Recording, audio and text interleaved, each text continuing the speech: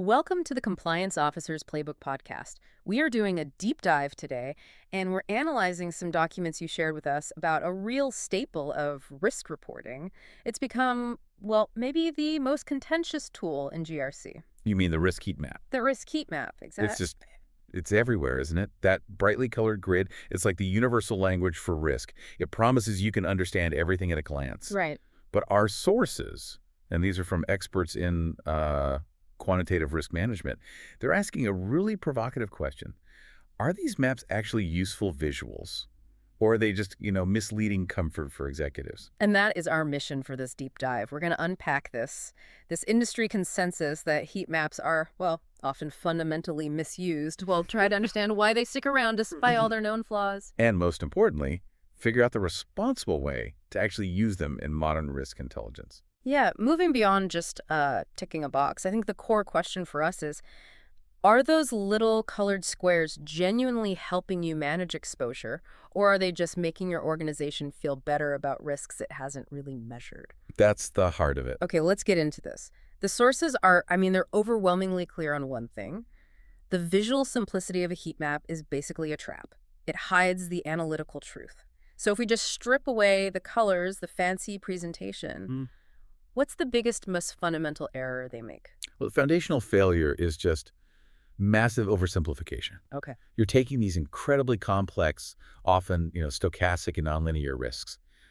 Think about supply chain disruptions or volatile financial markets or a really sophisticated cyber attack. Things that don't move in a straight line. Not at all. And you're forcing them onto this simple two-axis matrix, usually with a scale like low, medium, high for both likelihood and impact.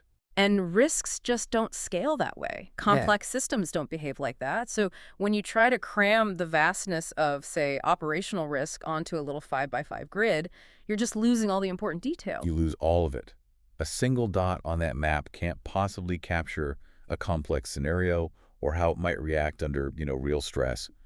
And that leads directly to the second big problem the sources highlight. Which is? False confidence. And this is where it gets really interesting. Tell me about that, this idea of visual comfort, sort of replacing analytical rigor. Well, executives, board members, sometimes even the risk teams themselves, they feel reassured by how clean it looks. The color-coded boxes, they give this illusion of control. But that clarity is just a mask. It hides deep uncertainty, how all these threats are connected, and most critically, the tail exposure. Tail exposure. So the low probability, high impact events, the ones that, if they actually happen, cause catastrophic damage. Exactly. The heat map kind of minimizes those, doesn't it? They get stuck down in the green or yellow corners, labeled rare or unlikely. Yes, exactly. The map makes them look neat and contained. But our sources confirm it's those events that truly matter to an organization's survival. Imagine a risk event that has a, say, 0.5% chance of happening. Okay. But if it does, it's $1 billion loss. On a standard heat map that lands in a yellow box, it looks manageable. The risk manager thinks, okay, I'll focus on the red ones. But that yellow one is the company killer. That's the one that destroys shareholder value, and the map told you not to worry about it. That's a huge distinction. And by compressing risk into these isolated squares, the map just completely ignores how disasters can pile up. And that's the third critical flaw. They're terrible at capturing correlation and aggregation effects. It's how things connect. Yes. They treat every risk as if it exists in a vacuum. This makes them, frankly, useless for things like actuarial risk, market risk, or any large-scale operational risk, because they ignore how these exposures can compound each other. So you might have three separate risks. I don't know, a key technology fails, a supplier goes bankrupt, and there's a geopolitical event. They're all in separate yellow boxes on the map. Right.